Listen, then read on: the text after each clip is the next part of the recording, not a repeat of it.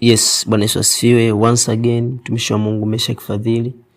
Neno la Mungu kutoka kwenye kitabu cha Zaburi sura ya kwanza, ule mstari wa kwanza. Biblia inasema, heri mtu yule asiyekwenda katika shauri la wasio haki, wala kusimama katika njia ya wakosaji, wala kuketi barazani pa wenye mizaa, bali sheria ya Bwana ndiyo impendezayo, na sheria yake uitafakari mchana na usiku. Naye atakuwa kama mti uliopandwa kando kando ya vijito vya maji, uzao matunda yake kwa majani yake halinyauki, na kila alitendalo litafanikiwa.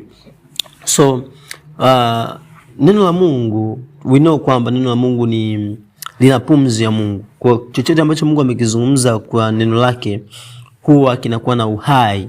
Kwa sema heri mtu yule asiyekwenda katika shauri la wasio haki, and then wala kusimama katika njia ya wakosaji.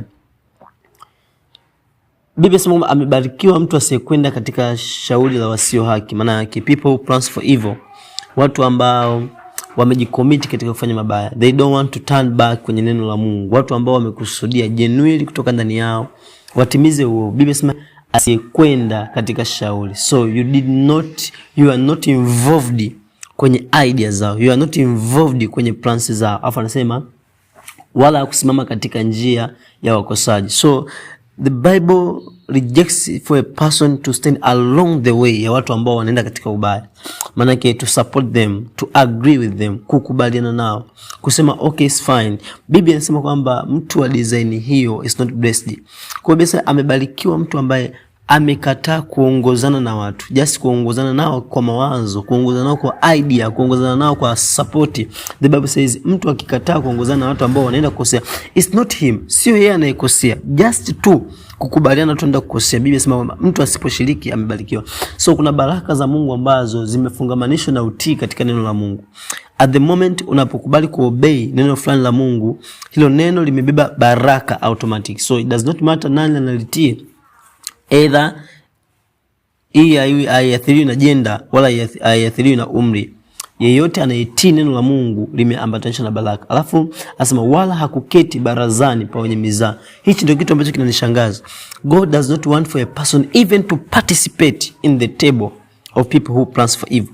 Yani ile tu kukaa katikati yao, unawasikia, just they are planning. The Bible says mtu alizanio ukishasema kwamba sivyo walivyo wasio haki, hao ni kama makapi. So mtu ambaye amebarikiwa ni mtu kwanza ambaye anasema kwamba asiyekwenda katika shauri ya wasio haki, pili hakusimama katika njia yao, tatu hakukaa kwenye mabaraza yao. So mtu wa Mungu kama Mungu alivyokuokoa, moja ya kitu ambacho you have to protect it by any price ni baraka ya Mungu iliyofungamanishwa na neno hili, kwamba kuna baadhi ya vitu ukivifanya, hata kama ukirudi magotini kumwambia Baba naomba baraka zako, Baba nibariki, then you will never be blessed, kwa sababu kuna violation umeshaifanya kwenye kanuni ya baraka fulani ambazo Mungu ameshaziweka kwenye neno lake. Anasema hivi, bali sheria ya Bwana ndiyo impendezayo, na sheria yake uitafakari. Anasema bali sheria ya Bwana ndiyo inayompendeza. Maana yake huyu mtu yuko very happy akisikia neno la Mungu, yuko very happy akisikia instructions za Kristo.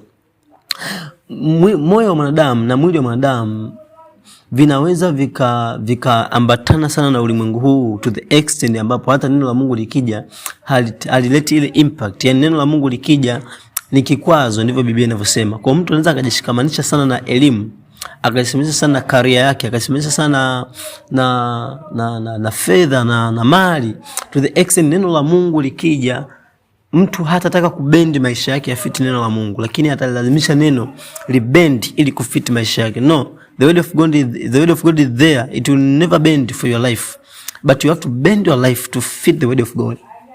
Anasema kwamba bali sheria ya Bwana ndiyo impendezayo, na sheria yake uitafakari mchana usiku. So kuna kipengele kimeitwa kutafakari, meditations ndio kinachovunja neno.